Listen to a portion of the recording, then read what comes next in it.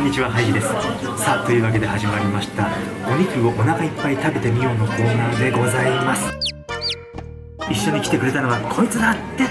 どうもー、ハガハガです。ポンポンポンポン。今日は新橋にありますグリルハンターさんにお邪魔しております。ハンバーグがとにかくね、長いんです。いきますよ。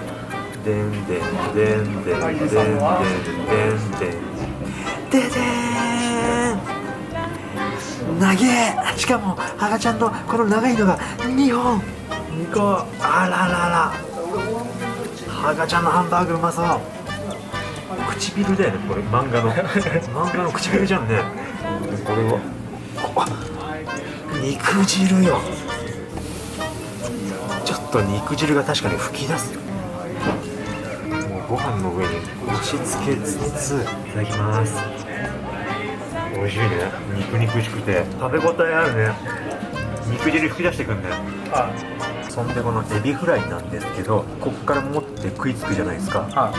いきなり全部ソースの部分を食べるだけにタルタルがで、ちょっと汚くなっちゃうのがすごくね、自分の中で嫌だけど、すいませんね、ちょっと見た目汚くなっちゃってごめんなさいだけど、後半もちゃんとタルタル楽しみたいから、でお肉に挨拶して、ちゃんとお米にも挨拶してエビフライうまいよね。エビフライ最高ですね。ないじゃん、注文してないじゃん。エビフライなかったです。何が最高なの。ちょっと肉汁がもう鉄板の上にも溢れ出してきてるから、すごいよね。海ができても肉汁がすごくない？溢れてます。本当にね。ハガちゃん、ハンバーグを今1本食べましたね。1本いきました。きましたね。結構米残すんだね。ペース配分大丈夫？米も半分ぐらい食うもんじゃないの。そうね、1本目のハンバーグほとんどハンバーグだけで食ったよね。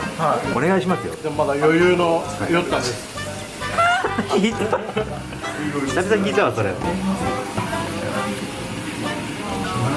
完食しましたね。ほとんど食ってますね。もう終わりです。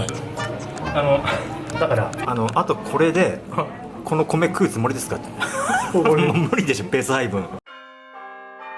ゲーム実況チャンネルも最近本格的に復活しましたので、もしよかったらチェックしてみてください。お願いします。